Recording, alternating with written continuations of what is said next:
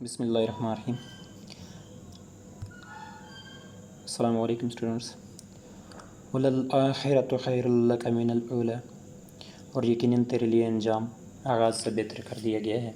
या तेरे लिए अंजाम आगाज़ से बेहतर होगा। स्टूडेंट्स, नबी पाक सल्लल्लाहु अलैहि वसल्लम के ऊपर खुद मखसूस हालात के अंदर नाज़िल होने वाली ये आयत जो कि सूरह दुहा के अंदर है, हम मुसलमानों की एक उम्मीद दिलाती है कि चाहे हालात किस तरह के भी हों, आपकी एफ़र्ट्स, आपके आगाज़ जो है वो आपका अंजाम ऐसा कर देती है कि यकीनन आप खुश होंगे, यकीनन आप जो है वो शुक्र अदा करने वाले होंगे। तो स्टूडेंट्स, ये जो कंटेंट आप लोग देख रहे हैं बेसिकली एक कॉमन मिथ है, या आप कॉमन इसको सेम कह सकते हैं कि सीएसएस की तैयारी ज़ाया नहीं होती। अब जब भी तैयारी करने के लिए बैठेंगे तो मल्टीपल पीपल आपको ये कहेंगे कि सीएसएस की जो तैयारी है वो कभी भी ज़ाया नहीं होती। वो रीज़न वो ये कहते हैं कि आप चाहे सिलेक्ट हों या ना हों, आपकी पर्सनैलिटी ग्रूमिंग होती है, आप कॉन्फिडेंट होते हैं, आपको अंडरस्टैंडिंग होती है कंट्री की, आपको अंडरस्टैंडिंग होती है जर्नल ग्लोब की, आपको जो है वो इन्फॉर्मेशन होती है कि what I am and what the rest of the country और rest of the world is. तो फॉर मी, मैंने जब ये तैयारी शुरू की तो I have invested a lot of money on this project. तो जब मैंने तैयारी शुरू की तो डेफिनेटली मैंने अपने ऊपर और इस प्रिपरेशन के लिए कुछ खर्च किया है। तो मुझे फ़ील हुआ कि अगर ये जो मेरी प्रिपरेशन है इसके बावजूद मैं सिलेक्ट नहीं होता, तो ये जो तैयारी है ये ज़ाया न होने से मैं कैसे बचा सकता हूँ। तो मेरे माइंड में एक ही चीज़ है कि आप अल्लाह ताला से उम्मीद में रहें और हार्ड वर्क करें, और साथ साथ एटलीस्ट आप कुछ ऐसा करें कि आपकी इस प्रिपरेशन से किसी को फ़ायदा हो। तो मैं जो कंटेंट आप लोगों के साथ शेयर कर रहा हूँ ये बेसिकली उन बच्चों के लिए है जो अपनी जॉब की वजह से मसरूफ़ होते हैं, कहीं पे जाके तैयारी नहीं कर सकते हैं, या ऐसी फ़ीमेल्स जो फार पार्ट एरिया से हैं और उनके लिए घर को छोड़ के किसी दूसरे शहर में जाके रेजिडेंसी कायम करना, वहाँ पर रहना और फिर तैयारी करना मुश्किल होता है। डेफिनेटली फैमिलीज़ इश्यूज़ होते हैं, फैमिली की नॉर्म्स होती हैं, वैल्यूज़ होती हैं, वो बच्चियों को घर से दूर इस तरह से नहीं भेजते। और उसके साथ साथ फाइनेंस, डेफिनेटली बहुत सारे स्टूडेंट्स के लिए फ़ाइनेंस एक इशू होता है, तो उनको अफोर्डेबिलिटी उनकी नहीं होती। तो ये उन स्टूडेंट्स के लिए है कि आप जर्नल एटलीस्ट इतनी गाइडलाइन ले लें कि आप ख़ुद से घर बैठे तैयारी शुरू कर सकें, क्योंकि एकेडमी कहीं पे भी लाजमी नहीं है कि आपके लिए एकेडमी लेना लाजमी हो। जर्नल अंडरस्टैंडिंग के लिए आपको जो है वो किसी की गाइडलाइन का होना ज़रूरी है। ठीक है, तो आप इस कंटेंट को देखें अगर आप इस कैटेगरी में लाइक करते हैं, और आप इस कंटेंट को उन बच्चों के साथ शेयर करें जो अभी ग्रेजुएशन के अंदर हैं, जो कैरियर के लिए आगे प्लानिंग करना चाहते हैं, और उसके अलावा ऐसे स्टूडेंट्स जो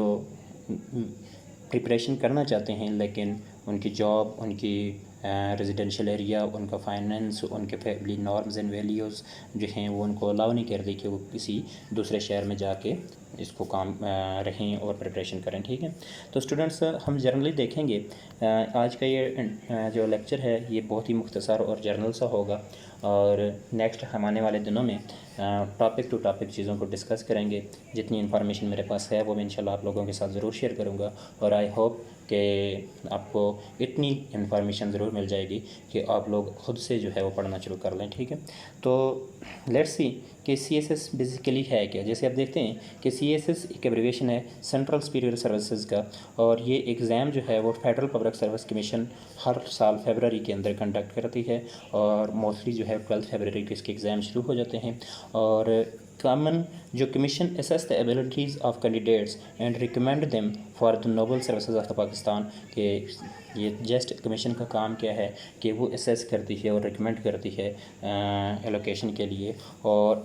it offer the start of career from the BSP 17 and 12 occupational groups. तो जो CSS है वो आपको 12 ऑक्यूपेशनल ग्रुप्स जो है वो ऑफ़र कर रहा है, और 2017 से इसका जो है स्टार्ट है। और देखें जो ग्रुप्स ये ऑफ़र करता है वो क्या है कि कॉमर्स एंड ट्रेड ग्रुप है। पाकिस्तान के अंदर कॉमर्स एंड ट्रेड ग्रुप का क्या काम होता है कि जितनी भी हमारी ट्रेड है, कॉमर्स है, तजारत है हमारी, और इसके साथ ट्रीटीज़ हैं मुख्तलिफ़ कंट्रीज़ के साथ जो है वो हमारी ऑक्यूपेशनल जो ट्रेड की ट्रीटीज़ होती हैं, उसके अलावा जो है सर्विसेज की ट्रीटीज़ होती हैं, उसके अलावा जो है वो इनकम टैक्सेस वगैरह जो है ये कलेक्ट करती है, और ये under the ministry of the trade and commerce जो है वो वर्क करती है। ठीक है, इसी तरह पाकिस्तान एडमिनिस्ट्रेटिव सर्विसेज हैं, फॉरेन सर्विसेज हैं, इंफॉर्मेशन ग्रुप है, information and land revenue services हैं, और उसके अलावा जो है military land and cantonment group है आपके पास, और ऑफिस मैनेजमेंट ग्रुप है, और उसके बाद जो है वो Pakistan audit and account services हैं, और इसी तरह पाकिस्तान जो है वो कस्टम सर्विसेज हैं, police services of Pakistan and postal group, और उसके अलावा रेलवे एंड जो कमर्शियल ट्रांसपोर्ट ग्रुप आपके पास होते हैं। ठीक है, अब स्टूडेंट्स इस एग्ज़ाम का जो प्रोसेस है, सबसे पहले आपके पास रिटन एग्ज़ाम होता है। रिटन एग्ज़ाम के बाद आप मेडिकल के लिए जाते हैं। मेडिकल से आप जब क्लियर हो जाते हैं तो आपकी सिक्योरिटी क्लियरेंस होती है कि आपके जो मुतल्लिका थाना होता है, जो पुलिस स्टेशन है, वहाँ से आपकी सिक्योरिटी क्लियर होती है कि आपके ऊपर कोई क्रिमिनल चार्ज तो नहीं है। उसके बाद रिटन साइकोलॉजिकल टेस्ट होता है, इसके नंबर नहीं होते इससे, और उसके बाद जो है फाइनल इंटरव्यू होता है, इसके मार्क्स होते हैं, और उसके बाद जो है इंटरव्यू जो है वो साइकोलॉजिस्ट भी करते हैं, और उसका जो साइकोलॉजिकल ग्रुप टास्क आपको दिए जाते हैं आपकी एबिलिटीज़ को असेस करने के लिए। ठीक है, ये पूरा एग्ज़ाम का प्रोसेस है कि पहले आप बैठेंगे, पूरा रिटन एग्ज़ाम देंगे, रिटन एग्ज़ाम से क्लियर होने के बाद मेडिकल आपका क्लियर होगा। मेडिकल के अंदर आपको जो है वो जर्नल जो एपिडेमिक डिजीज़ हैं, उसके बाद जो है वो आई साइट, और उसके बाद फिज़िकल अपीयरेंस, और उसके अलावा जो है वो आपकी पर्सनैलिटी असेस, और उसके साथ साथ आपका IQ लेवल, ये सारी चीज़ें जो है वो असेस होती हैं। और उसके बाद साइकोलॉजिकल रिटन टेस्ट होता है, नंबर नहीं होती है इसके, नंबर सिर्फ जो है वो रिटन एग्जामिनेशन और उसके बाद जो है वो फाइनल इंटरव्यू के होते हैं। लेकिन definitely each every person is have a certain personality traits to be fit for a certain job. ठीक है, कि एक सर्टन जॉब के लिए फिट होने के लिए उसके पास एक पर्सनैलिटी ट्रेड्स होते हैं, तो वो साइकोलॉजिकल रिटन के अंदर जो है वो पूछे जाते हैं। और इसी साइकोलॉजी जो रिटन एग्ज़ाम आपका तो उसकी बेस पे आपका जो साइकोलॉजी का इंटरव्यू होता है, और उसके बाद साइकोलॉजिकल ग्रुप टास्क होते हैं, उनके अंदर आपको असेस किया जाता है कि इस बंदे के अंदर कोई टिरिटी तो नहीं है, इसकी जो सेंग्स हैं वो उसके रिफ्लेक्ट होते हैं डूइंग्स के अंदर कि नहीं। ठीक है जी, तो अभी अगर हम इसके मार्क्स के डिवीजन देखें तो इसके अंदर दो ग्रुप होते हैं सब्जेक्ट के, एक कंपलसरी सब्जेक्ट है, दूसरे ऑप्शनल सब्जेक्ट हैं। जो कंपलसरी सब्जेक्ट हैं वो 600 उनके मार्क्स हैं, और ऑप्शनल सब्जेक्ट के भी 600 मार्क्स हैं। टोटल जो आपके पास मार्क्स बनते हैं इसके 1200 जो है वो टोटल मार्क्स हो गए। ठीक है, तो अब स्टूडेंट्स जो आपके पास कंपलसरी सब्जेक्ट हैं उसके अंदर आपको 40% मार्क्स चाहिए होते हैं, यानी कि अगर एक सब्जेक्ट जो है वो आपका 100 मार्क्स का है तो इसके अंदर से आपको एटलीस्ट जो है वो 40 मार्क्स जो है वो पासिंग मार्क्स चाहिए होंगे। और इसी तरह आपके पास जो ऑप्शनल सब्जेक्ट है उसमें 100 मार्क्स का एक पेपर जो आपका है उसके अंदर एटलीस्ट 33 स्कोर करना आपके लिए लाजमी है। ठीक है, तो पासिंग क्राइटेरिया को थोड़ा सा रिव्यू करते हैं दोबारा से कि जैसे मैंने पहले कहा कि फ़ॉर कंपलसरी सब्जेक्ट आपको 40% गेन करना लाजमी है, और फॉर ऑप्शनल सब्जेक्ट 33% गेन करना लाजमी है। ओवरऑल आपके पास जो है 50%, जैसे ये नीचे आप दिखा हुआ देख सकते हैं कि 50% एग्रीगेट आप जो है वो गेन करें कि ऑप्शनल और जो आपके पास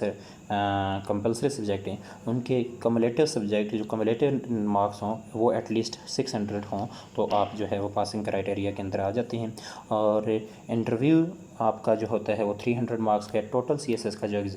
रिटन एग्ज़ाम है वो आपके पास 1500 मार्क्स का हो गया, जिसके अंदर से 1200 हमने कह दिया कि 2 कंपलसरी एंड ऑप्शनल सब्जेक्ट का है, और बाकी 300 का आपके पास क्या है जी इंटरव्यू। और जो इंटरव्यू है उसके अंदर आपको मिनिमम पासिंग मार्क्स जो हैं वो 100 चाहिए होंगे, और ये भी 33% जो है वो कम्युलेटिव एग्ज़ाम होता है। वैसे बच्चों कि थोड़ा सा हम CSS को समझने की कोशिश करेंगे कि CSS कितना मुश्किल पेपर है, किस तरह से हम इसको जो है वो प्रिपरेशन करें, किस तरह से इसकी जो है वो हमारे जो सीनियर्स हैं वो इसमें अपीयर होते हैं। तो आप किसी भी चीज़ में जब न्यू होते हैं तो आप उसकी प्रिपरेशन उतनी अच्छी नहीं कर सकते जब तक आप उसको समझ ना लें। ठीक है, तो आप CSS को समझेंगे, जो FPSC की एनुअल रिपोर्ट होती है उसको अच्छी तरह से पढ़ के, जो भी बच्चा CSS की प्रिपरेशन करना चाहता है तो उसके लिए रिकमेंडेड होना चाहिए, मतलब ये है कि उसके लिए लाजमी है कि वो एटलीस्ट जो है वो रिसेंट CSS की जो FPSC federal public service commission की जो एनुअल रिपोर्ट है वो पढ़ लें। फेडरल पब्लिक सर्विस कमीशन जो है वो हर साल जब एग्ज़ाम ले लेता है, एग्ज़ाम लेने के बाद जो है इंटरव्यू होने के बाद जब कैंडिडेट सेलेक्ट हुए वो चले जाते हैं जॉब्स के अंदर, तो नेक्स्ट एग्ज़ाम कंडक्ट करने से पहले वो अपनी एनुअल रिपोर्ट इशू करता है, जिसके अंदर वो तमाम स्टूडेंट्स के जो है वो उनके एसेसिबिलिटी जो जो जो उन्होंने एसेस किया होता है उनकी पर्टिकुलर चीज़ें पे एग्ज़ाम के ऊपर, हर सब्जेक्ट के ऊपर जो है वो अपना रिव्यू देते हैं। वो रिपोर्ट देखें अगर, तो ये 2016 की आप अगर रिपोर्ट देखें तो टोटल कैंडिडेट्स जो 2016 के एग्ज़ाम के अंदर अपियर हुए थे वो 20,717 स्टूडेंट जो है वो अपियर हुए थे, ठीक है। कैंडिडेट इन्होंने जो है एप्लीकेशन सेंड की थी, ठीक है। और कैंडिडेट्स जो एग्ज़ाम में जाके अपियर हुए वो टोटल 9,646 जो है वो अपीयर हुआ। अब इतना बड़ा मार्जिन, हर साल यही होता है कि लोग जो है वो एग्जामिनेशन के लिए एप्लीकेशन सेंड कर देते हैं लेकिन अपीयर नहीं होते, ठीक है जी। और इनके अंदर से जो क्वालिफाई हुए थे रिटन एग्ज़ाम के अंदर वो टोटल जो है वो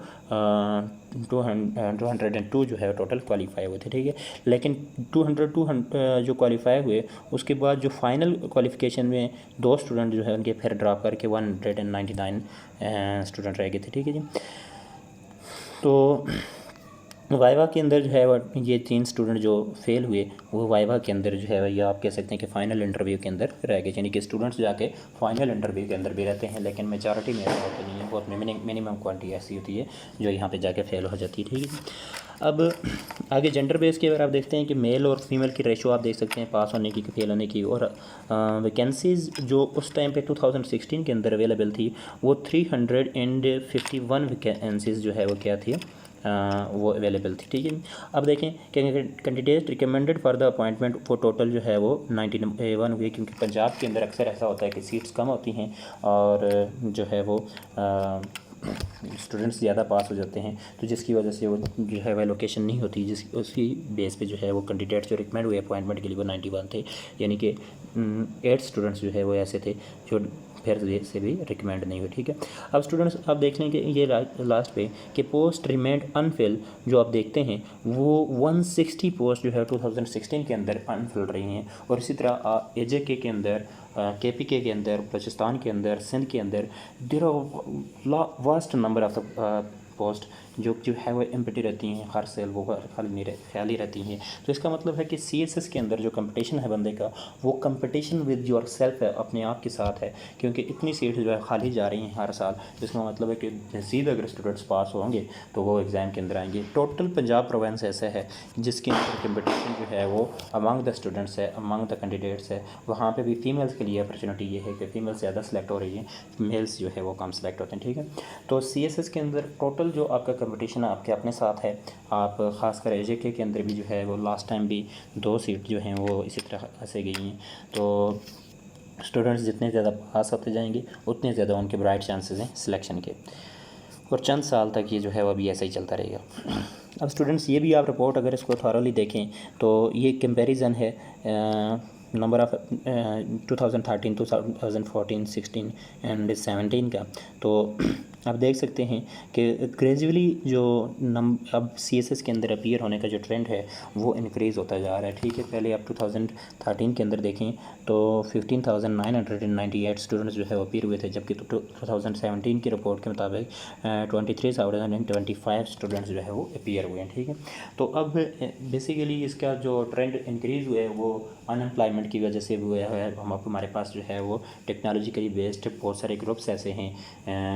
एजुकेशन के अंदर, और ग्रेजुएट्स ज़्यादा हैं, अनएम्प्लॉयमेंट ज़्यादा है, लोगों को जॉब्स नहीं मिलती, इसकी वजह से वो जो है वो CSS की तरफ ज़्यादा आते हैं, तो जिसकी वजह से कंपटीशन भी बढ़ता जा रहा है। लेकिन स्टिल येट जो ये वाहिद एग्ज़ाम है पाकिस्तान का जिसके अंदर नेगेटिव कंपटीशन है, यानी कि अगर आप इसको स्टेटिस्टिकली एनालाइज करके देखेंगे तो आपको पता चलेगा कि जो कंपटीशन है स्टूडेंट का वो विद हिमसेल्फ है, वो उसके अपने साथ के साथ है, किसी दूसरे के साथ नहीं है, ठीक है। तो मुझे जो सब्जेक्ट्स आगे मैं चल के सब्जेक्ट के ऊपर बात करूँगा, लेकिन उसके पहले आप इसके अंदर सब्जेक्ट सिलेक्शन का एक चीज़ देख लें। तो एंड पे हम इसको जो है वो फिर से रिकैप करेंगे, ठीक है। तो सब्जेक्ट जब आप सेलेक्ट करने लगें तो सब्जेक्ट सिलेक्शन के लिए लाजमी है कि आप स्टडी बैकग्राउंड देखें। अब स्टडी बैकग्राउंड ऐसा है कि आपको CSS का जो कोर्स करिकुलम है उसके अंदर ऐसा वो इस तरह से है कि कोई एक सब्जेक्ट स्पेशलाइजेशन ऐसी नहीं है जिसके अंदर आपने जो है CSS के सारे कोर्स यानी कि आप जो 12 सब्जेक्ट सेलेक्ट करें वो सारे के सारे आपने टच किए हुए हैं, ठीक है। लिहाजा बैकग्राउंड आपका जो है वो किसी एक या दो सब्जेक्ट के अंदर आपको बेनिफिटेड हो सकता है, लेकिन पूरे कोर्स के अंदर नहीं है। यहाँ पे जो है वो आप ये कह सकते हैं कि सब स्टूडेंट्स जो है वो इक्वल हो जाते हैं, चाहे वो जो जिस कैटेगरी से जिस ग्रुप से भी बिलोंग करते हैं वो इक्वल हो जाते हैं कि उनकी प्रिपरेशन उस दिन से शुरू होती है, उनकी कैपेबिलिटीज़ उनकी एबिलिटीज़ उस दिन से आगे काउंट होती हैं कि जिस दिन वो सारे डिसाइड करेंगे कि भाई आज से तैयारी करनी शुरू करनी है, ठीक है। 2021 का एग्ज़ाम के लिए जो स्टूडेंट हैं जिस दिन से उन्होंने तैयारी शुरू की है उस दिन से आगे उनके एबिलिटीज़ एंड हार्ड वर्क का काउंट होता है। तो जो हम बाज़ दफ़ा स्टूडेंट कहते हैं जी हम फॉर पार्ट एरिया से थे, हम जो है रिमोट एरिया से थे, कंपटीशन हमारी एजुकेशन के अंदर उस तरह के प्रॉब्लम थे, तो ये चीज़ें नहीं हैं। तो डेफिनेटली लैंग्वेज का थोड़ा सा इशू होता है, बाद स्टूडेंट्स को जो है वो इंग्लिश लैंग्वेज के ऊपर इतनी ग्रिप नहीं होती। जो फॉरेन रिटर्न्स हैं उनका पासिंग क्राइटेरिया जो है वो पासिंग ट्रेंड देखें अगर तो वो ज़्यादा है। उसकी वजह भी यही है कि वो लोग जो है वो उनका लैंग्वेज के ऊपर ग्रिप है और उसकी वजह से उनकी सिलेक्शन भी ज़्यादा होती है। और योर पर्सनल इंटरेस्ट, बाद सब्जेक्ट ऐसे भी हैं जिनके अंदर जो है वो आपका पर्सनली इंटरेस्ट हो सकता है। जैसे सोशल साइंसेस के बहुत सारे स्टूडेंट्स ऐसे हैं जिन्होंने साइकोलॉजी के पढ़ा हुआ होता है, सोशियोलॉजी को पढ़ा हुआ होता है, उसके अलावा जो है वो बाज़ ने एनवायरमेंटल साइंसेस को पढ़ा हुआ होता है, ठीक है। तो ये इनका अपना पर्सनल इंटरेस्ट भी होता है कि इस टॉपिक के ऊपर हम जो है वो ज़्यादा ग्रिप रख सकते हैं, तो वो एक चीज़ होनी चाहिए। तीसरी जो अहम चीज़ है वो है जी सब्जेक्ट स्कोरिंग ट्रेंड। कुछ रिपीटेडली जो है वो कुछ सब्जेक्ट ऐसे हैं जिनका पासिंग क्राइटेरिया जो है वो शो कर रहा होता है कि यार इनके अंदर मार्क्स जाने का ट्रेंड ज़्यादा है। जैसे अगर आप पंजाबी लैंग्वेज को देख लें तो लैंग्वेज के अंदर ये जितनी भी लैंग्वेज हैं, पश्तो हो, पंजाबी हो, सिंधी हो, तो इनके अंदर क्या है कि क्योंकि ये इंडेंजर्ड अब लैंग्वेजेस हैं, ये लैंग्वेज को प्रोटेक्ट करने के लिए जो है CSS के अंदर मोस्टली जो है वो मार्क्स ज़्यादा आ रहे हैं ताकि लोगों का ट्रेंड बढ़े, इस लैंग्वेज को प्रोटेक्ट करें, इस लैंग्वेज के अंदर काम हो। तो इस वजह से जो है वो ये लैंग्वेज के जो है वो आपको मार्क्स दे रही है। तो इसी तरह बाकी सब्जेक्ट भी हैं उनका स्कोरिंग ट्रेंड होता है, वो मार्क्स देने वाले नंबर होते हैं, कुछ जो है वो मार्क्स नहीं दे रहे होते, ठीक है। तो इसलिए जो है वो अब सब्जेक्ट स्कोरिंग का आपको कैसे पता चलेगा? सब्जेक्ट स्कोरिंग आप फेडरल पब्लिक सर्विस कमीशन की जो एनुअल रिपोर्ट है उसको थॉरोली डिस्कस करेंगे। वो आपको एक एक सब्जेक्ट के अंदर लिखा हुआ बताएंगे कि ये जो सपोज़ करें कि आपके इंटरनेशनल रिलेशन को उठा के देखते हैं तो इंटरनेशनल रिलेशन के ऊपर वो लिखा हुआ होगा कि भाई इसके अंदर जो है वो रफ वर्ड में बता रहा हूँ आपको कि सपोज़ करें 2000 स्टूडेंट्स ने इसको ऑप्ट किया था, उन 2000 में से जो है वो 1000 जो है वो पास हो गए। उन 1000 जो पास हुए उनमें से 500 मेल थे, 500 फीमेल्स थे, ठीक है। तो इस तरह से जो है वो आपको स्कोरिंग ट्रेंड, फिर वो आपको बताएंगे भी कि टॉपर के कितने मार्क्स थे, हाई स्कोरिंग ट्रेंड कितने थे, मार्क्स कितने, लो कितने थे। तो इससे आपको आइडिया होगा कि पिछले कंसेक्टिव कुछ सालों से जो है वो ये मार्क्स देने वाला सब्जेक्ट है और ये कुछ सालों से मार्क्स देने वाला सब्जेक्ट नहीं है, ठीक है। तो इस और फिर आप एक्सपर्ट से जो है वो ओपिनियन लेंगे कि कौन सा सब्जेक्ट जो है वो आपको प्रिपरेशन में ईजी रहा है, कैसे आप उसकी प्रिपरेशन करते हैं, कितने दिन के अंदर उसकी प्रिपरेशन हो सकती है। इन सारी चीज़ों को आप देखते हुए जो है वो सब्जेक्ट सिलेक्शन की तरफ आएंगे, ठीक है। सब्जेक्ट हैं क्या है क्या? तो स्टूडेंट्स जो कंपलसरी सब्जेक्ट हैं आपके पास वो 6 सब्जेक्ट हैं और उसके अंदर जो है इंग्लिश ऐसे है 100 मार्क्स का ये है। इसी तरह इंग्लिश प्रेसी है, ये भी 100 नंबर का है। जनरल साइंस एलिजिबिलिटी है, ये भी 100 नंबर का है। करंट अफेयर का और पाकिस्तान अफेयर और जो है वो इस्लामियात या आप कह सकते हैं कि इस्लामिक स्टडीज़, उसके बाद कंपेरेटिव स्टडी ऑफ द जो मेजर रिलीजन्स एक नॉन मुस्लिम्स के लिए ये ऑफ़र किया जाता है। 600 है और मैं पहले बता चुका हूँ आप लोगों को कि इसके अंदर टोटल जो आप मार्क्स गेन करेंगे वो 40% जो है वो गेन करेंगे, ठीक है। तो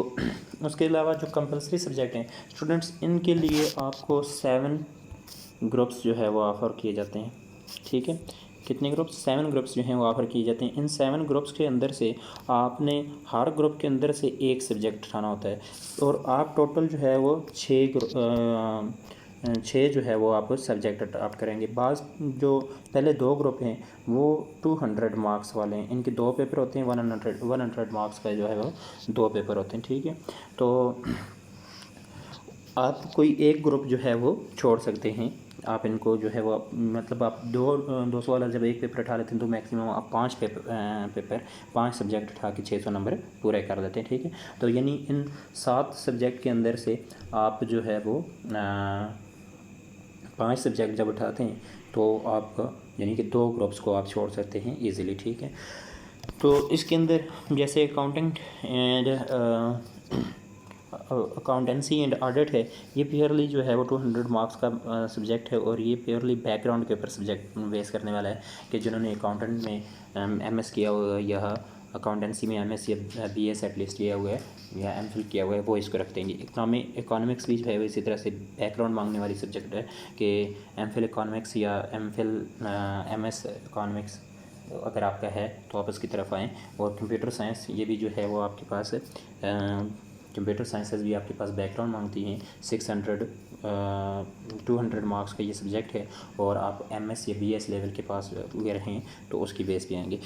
जो इस ग्रुप के अंदर टोटल 2 सब्जेक्ट हैं जो बैकग्राउंड नहीं मांगते, आप जिस भी ग्रुप के हों, आप पॉलिटिकल, आप जो है वो सोशल साइंसेस के हों, आप टिपिकल साइंसेस के हों, आप जो है जर्नल ग्रुप के हों, आप सिंपल बीए वाले हों, तो इन दोनों सब्जेक्ट्स को जो है वो आप ऑप्ट कर सकते हैं, ठीक है। पॉलिटिकल साइंसेस को और इंटरनेशनल रिलेशन को, ठीक है। 200 मार्क्स के दोनों ये पेपर हैं। Political science typically cramming type students के लिए होता है, जिनका रट्टा स्ट्रांग हो, जो स्टडी में जो है वो एज इट इज़ चीज़ों को याद रख सकते हों और रिफ्लेक्ट कर सकते हों, उनके लिए बेस्ट है कि वो जो है वो पॉलिटिकल साइंस की तरफ आएँ। जबकि इंटरनेशनल रिलेशन के साथ अंदर जो है वो इंटरनेशनल रिलेशन एक एनालिटिकल सब्जेक्ट है, जिसके अंदर आपको अपना नैरेटिव बिल्ड करना होता है, व्यूज़ देने होते हैं, एक जो है वो एनालिसिस जनरेट करना होता है। इसके लिए आपको जो है वो एक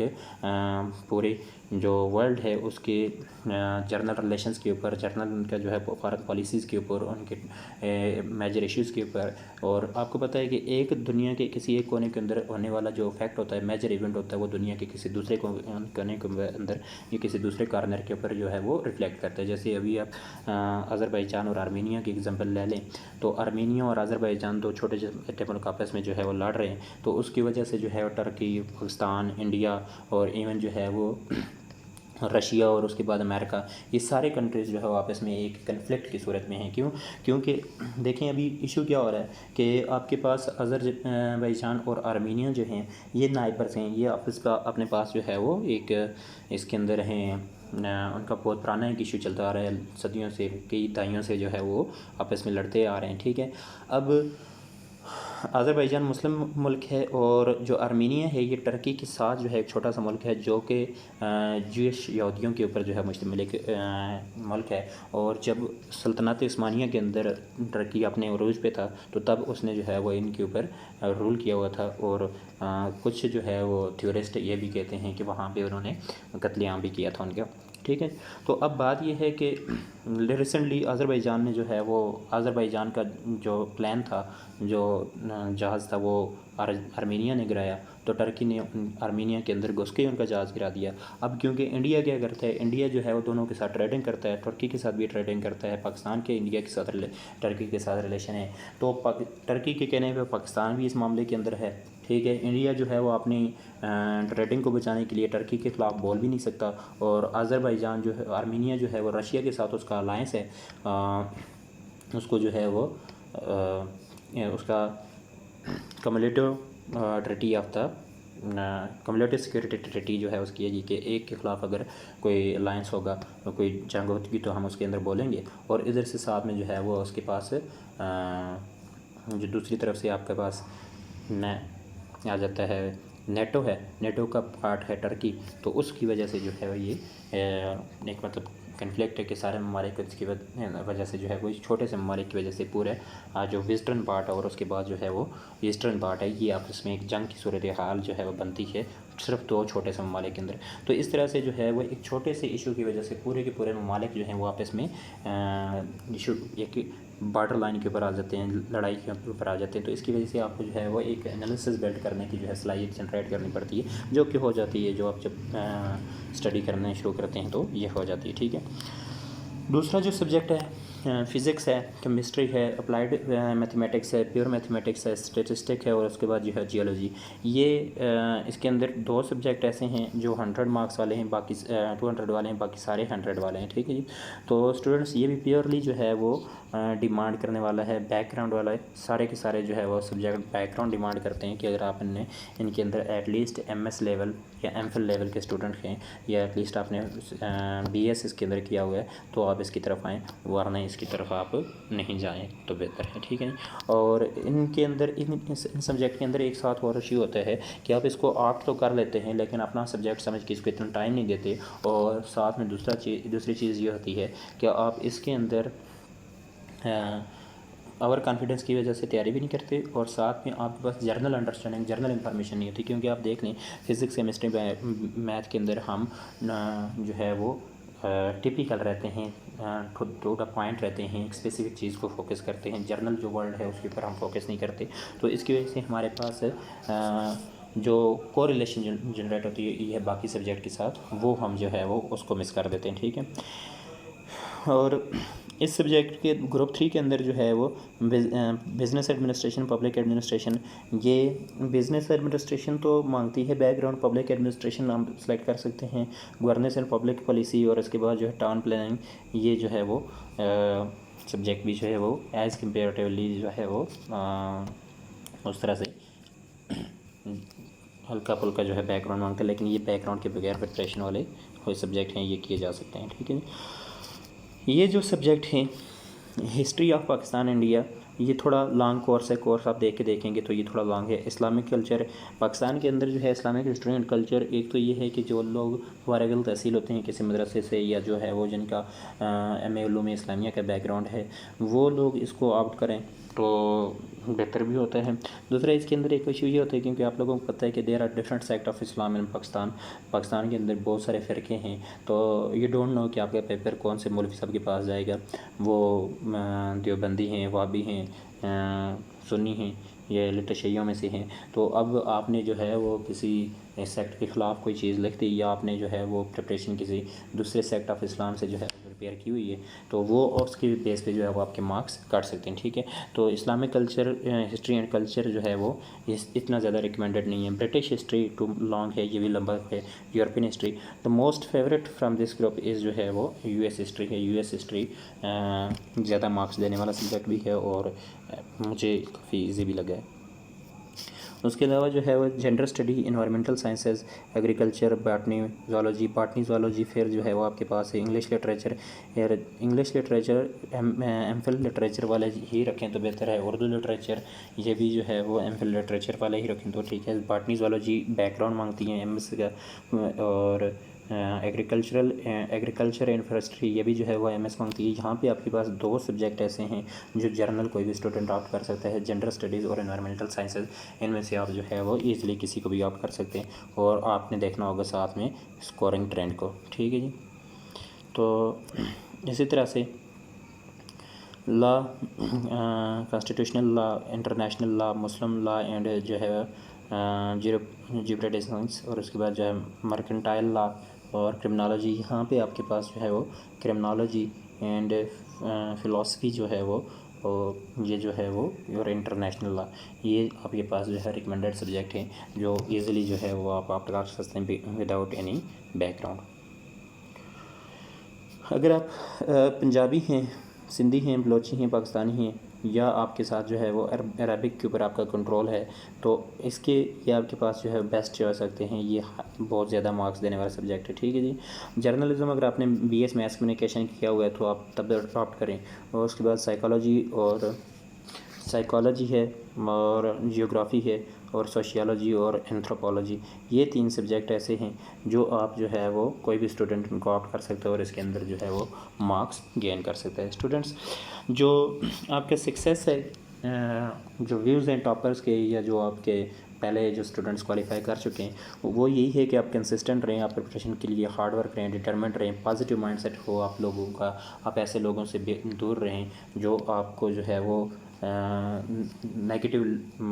थाट्स आपके अंदर प्रोवोक करते हों, आपको जो है वो नेगेटिविटी की तरफ लेके जाएँ, आपके ऊपर क्रिटिसिज्म करते हों, आपको कहते हैं कि भाई आप ये काम फजूल चीज़ों में पड़ चुके हैं, इनको ना करें।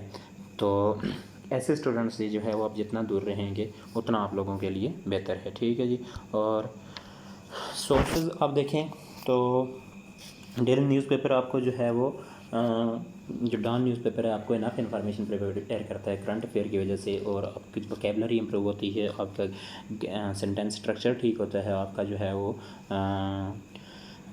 उसके बाद जो है वो आपकी एक राइटिंग स्किल आपके अंदर जनरेट होती है, और स्पेलिंग इश्यूज़ जो होते हैं स्टूडेंट्स के वो दूर होते हैं। बुक्स जो आपके पास रिकमेंडेड आर्थर की होती हैं ये ऑनलाइन अवेलेबल भी हैं, और ऑनलाइन अवेलेबल बुक्स अगर आप ना भी यूज़ करें तो आपके लिए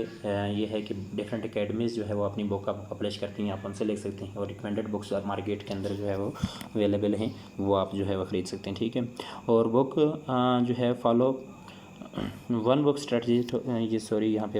हाँ लिखा हुआ है, ये वन बुक स्ट्रेटजी आपने फॉलो करनी है कि किसी एक बुक को आप करें और इसी से प्रिपरेशन करें, और नहीं तो आप 2 बुक्स के रेजिम बना के चलें, और 2 से ज़्यादा जो है वो बुक्स को आप फॉलो ना करें, 1 या 2, एक इंटरनेशनल आर्थर की बुक फॉलो करें और एक जो है वो लोकल आर्थर की बुक फॉलो कर लें, ठीक है। और फॉर करंट अफेयर जो है वो आप पाकिस्तान अफेयर और foreign affair read current research paper, report of the international government और नॉन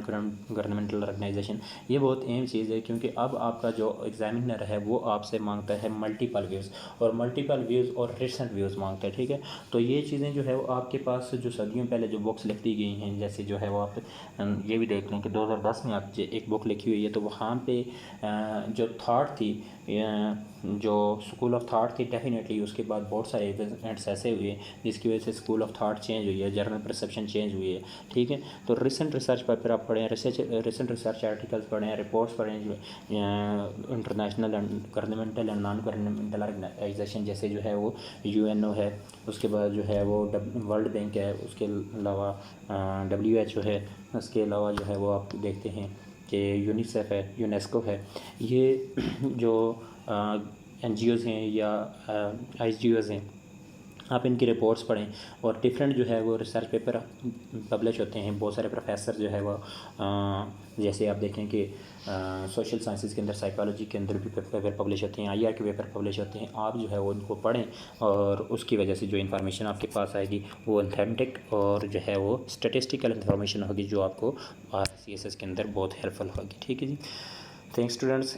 आई होप कि आप लोगों को इसकी जनरल अंडरस्टैंडिंग हो जाएगी, और सब्जेक्ट सिलेक्शन के बाद जो है वो हम प्रिपरेशन की तरफ आएंगे, और हम टिपिकली टॉपिक टू टॉपिक जो है चीज़ों को डिस्कस करेंगे।